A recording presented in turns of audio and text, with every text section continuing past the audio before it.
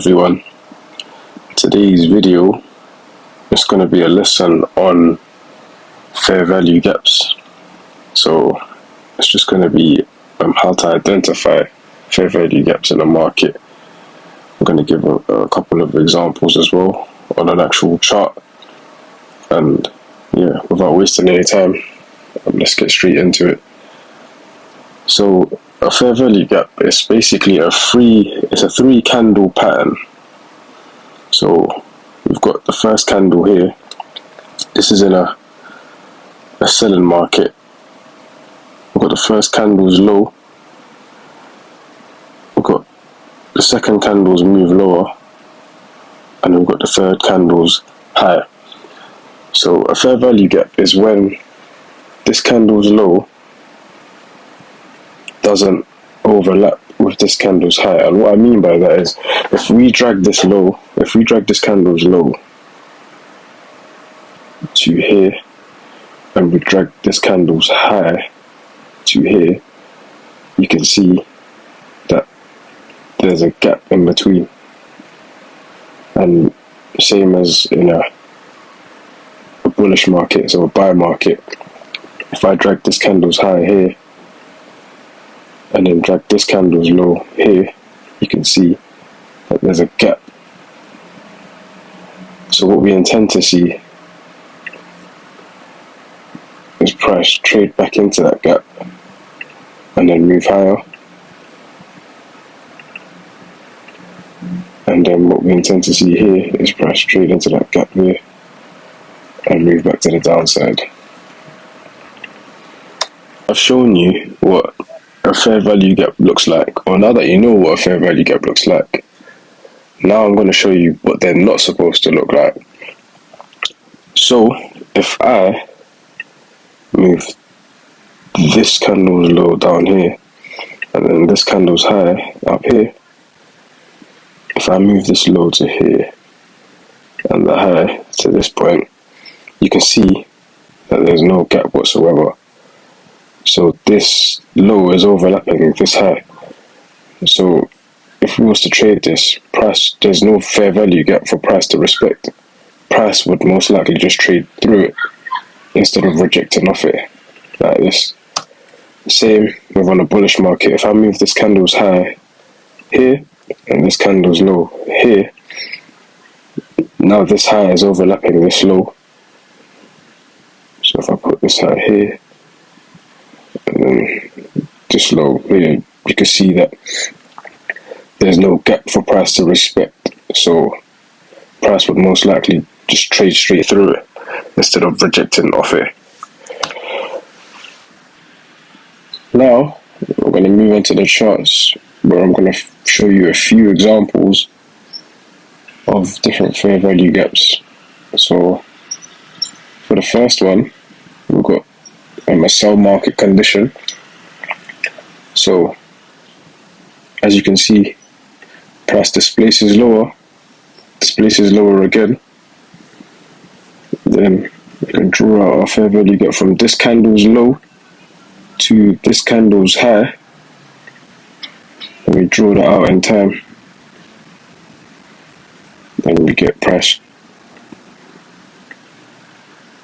Another fair value gap formed here. So we draw it from this candle's low to this candle's high. Price is trading into it. It's respecting it with one rejection, second rejection, and then we finally get a move to the downside. Price formed another fair value gap.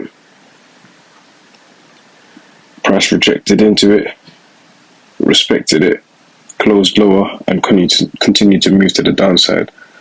So that's two bearish fair value gaps that's been respected, and then price just continued lower. In a bullish market condition, so we got price displacing higher with a huge displacement. We have a gap here that wasn't returned to. So if we carry on printing. We've got a bearish candle here. So we can draw a fair value gap from this candle's high to this candle's low. Draw it out in time. So that's a bullish fair value gap. Should expect price to return into that fair value gap and then move off to the upside.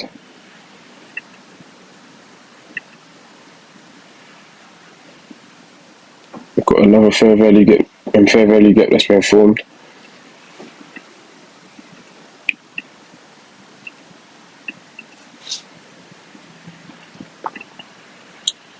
Price trades back into it and then it moves off.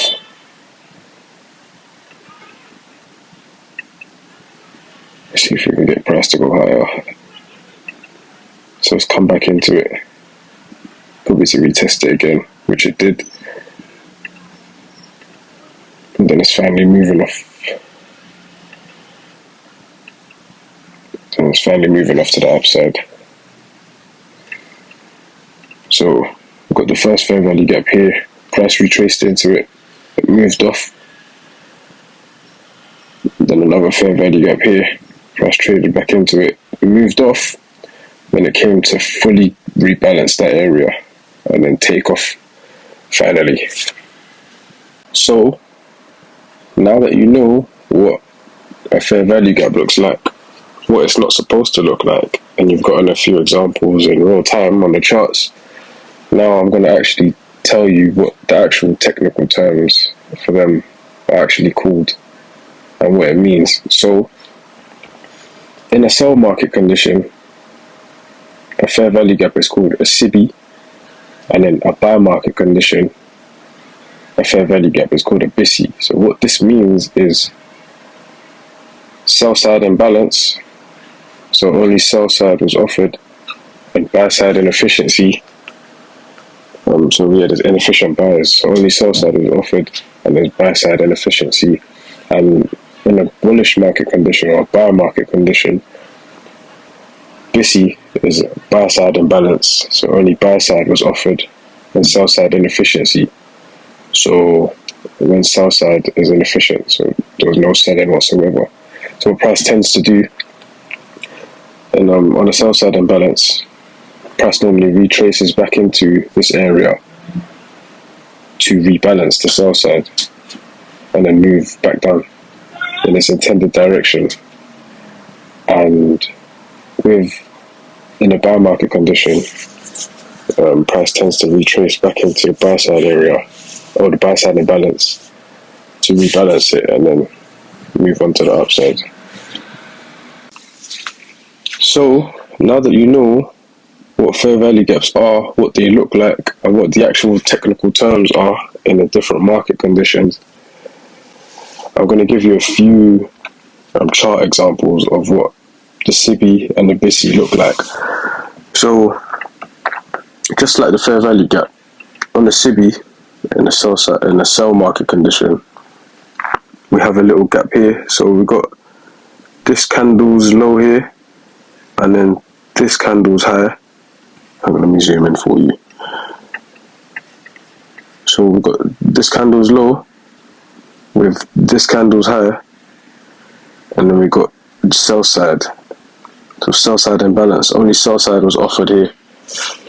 Price then came back into it to rebalance it with buy side. So there's inefficient buyers. So we've got buy side here, came back into here to offer price at fair value. That's the reason why it's called a fair value gap. So it's offered price back at fair value. So with the sell side imbalance here, the people that missed the sell, their sell positions, price has come back to offer price at fair value, where price then displaced to the downside. With that displacement, there's more sell side imbalance, so price just offered sell side, no buy side whatsoever. So it's just inefficient buyers. So price has now come back into that area, tested it a few times, So it's rebalanced the sell side imbalance, and then it's displaced even lower. And with the buy side, with the BISI, so we've got a buy side imbalance, sell side inefficiency. Price has come back to rebalance that buy side with sell side, and it's moved higher. It's come back to fully rebalance the BISI, and then it's displaced to the upside again. We have another buy side imbalance here, sell side inefficiency. Price moved off, it's come back to retest it, but price stayed in this area for a while. It disrespected the BISI, and then it displaced back to the upside. In real time, I wouldn't really have used this until I got this move higher. So when price disrespected it, I would have left it alone. I wouldn't have classed it as a BISI. But when price moved back above it, I would have just used this as an order block. But that's another video for another time. But yeah, those are the charting examples of a SIBI and a BISI. Now, last but not least, one of the most important things or characteristics that you need to know about a fair value gap is the consequent encroachment. I know that sounds like a long word, but the consequent encroachment of a fair value gap is basically the midpoint of a fair value gap. So from this low to this high, then there's the gap, and then it's just the midpoint. So this is dotted line, and then I've labeled it 50%. Same as here, this candle's high, if this candle's low, we've got the gap, and then the midpoint, which I've also labeled 50%. So when it comes to the consequent encroachment of a candle, what I would want to see is price. So if we get a move higher, so if price is moved higher and completely filled in this fair value gap, but the candle closed below the consequent encroachment, I would view that as price respecting the fair value gap. The only thing that would invalidate this fair value gap for me is if price was to close above the consequent encroachment. So if we got a close above consequent encroachment, or a full close through the fair value gap, that's when I'll invalidate it, and then price would most likely move back into it and then trade higher, which would then cause the fair value gap to be an inversion fair value gap. But that's going to be another topic on another video.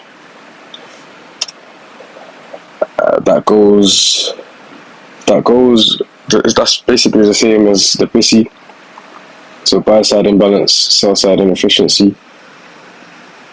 Price can fully fill the fair value gap as long as we don't get a close below consequent encroachment, so the 50% of the fair value gap, or a full close through the fair value gap.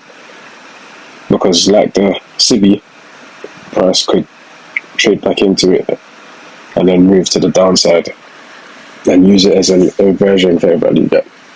But like I said, that's another topic for another video. A few examples we got for the consequent encroachment. Just zoom in. So we've got this candle's low coupled with this candle's high, and then we've got the fair value gap after this sell side imbalance, and then we've got the midpoint of the fair value gap. I've labelled it CE for consequent encroachment, so at 50% level, the halfway point of the fair value gap. Price respected it again, and then displaced to the downside. We've got another fair value gap from this candle's low to this candle's high, and then we have the gap in between here, which price shot up. It respected this consequent encroachment again, as well as this one, displaced even lower. Then price went back into it, and then back up into this one as well. Look at the accuracy. The accuracy of these levels. So we've got another test of that consequent encroachment, that midpoint. And then another retested this one, this fair value gap. It's consequent encroachment. Then price finally displaced and moved away from that level. And then a buy side example. We have this candle's high with this candle's low. We have the gap in between, and then we have the midpoint, which I've labeled CE, consequent encroachment. We've got a test of the gap, but not the consequent encroachment. And we've got the test of the consequent encroachment, and then a move higher. Notice how price hasn't closed below consequent encroachment, so it's still showing signs of bullishness. If we had gotten a close below consequent encroachment, then I wouldn't have, or we wouldn't look to entertain this, but got a huge rejection of it. And yeah, that's the end of the video. I hope you found this video helpful. If you did, please consider liking and subscribing. And I hope you have a good rest of the day.